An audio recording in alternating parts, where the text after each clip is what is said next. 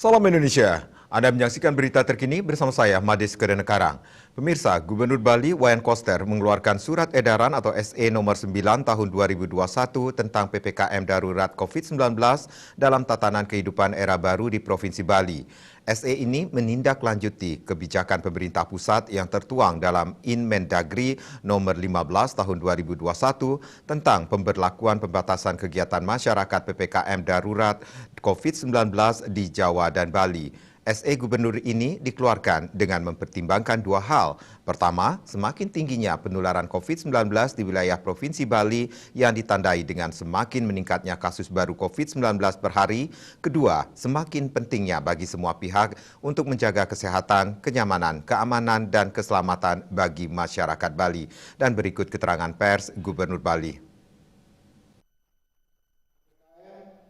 Darurat COVID-19 berlaku untuk 9 kabupaten kota se-Bali sesuai kriteria level 3 dilakukan dengan menerapkan kegiatan sebagai berikut.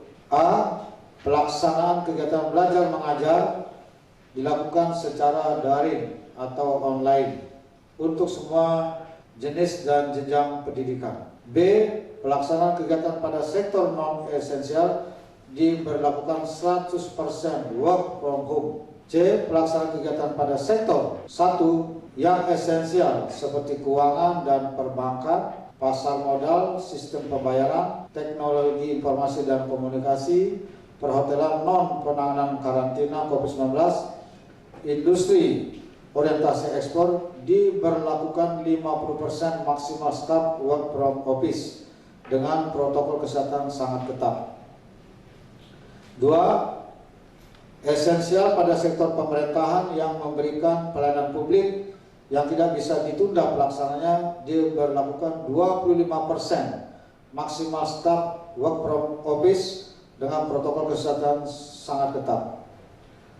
3. Kritikal seperti energi, kesehatan, keamanan, logistik, dan transportasi, industri makanan, minuman, dan penunjangnya, petrokimia, semen, objek vital nasional, penanganan bencana, proyek strategis nasional, konstruksi, utilitas dasar, serta industri pemenuhan kebutuhan pokok masyarakat sehari-hari diberlakukan 100% maksimal staf work from office dengan protokol kesehatan sangat ketat.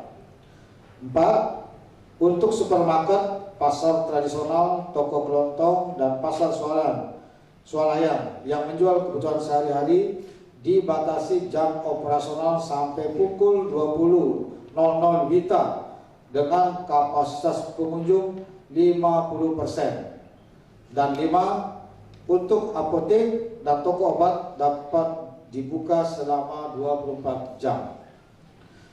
Pelaksanaan kegiatan makan minuman di tempat umum seperti warung makan, rumah makan, kafe, pedagang kaki lima, dan lapak lainnya, baik yang berada pada lokasi tersendiri maupun yang berlokasi pada pusat perbelanjaan atau mall, hanya menerima delivery atau take away dan tidak menerima makan di tempat.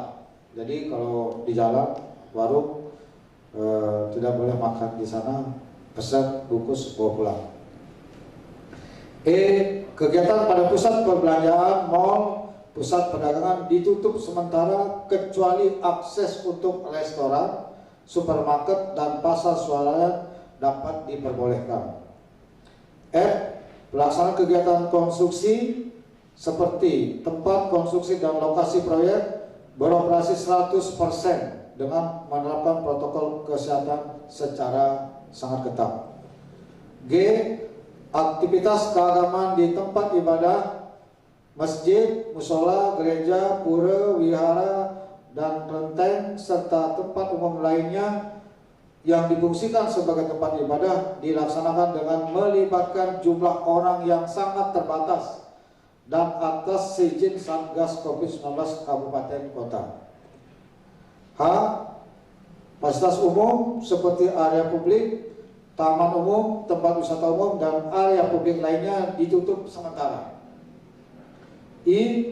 Kegiatan seni, budaya, olahraga, dan sosial kemasyarakatan seperti lokasi seni, budaya, sarana olahraga, dan kegiatan sosial yang dapat menimbulkan keramaian dan kerumunan ditutup sementara.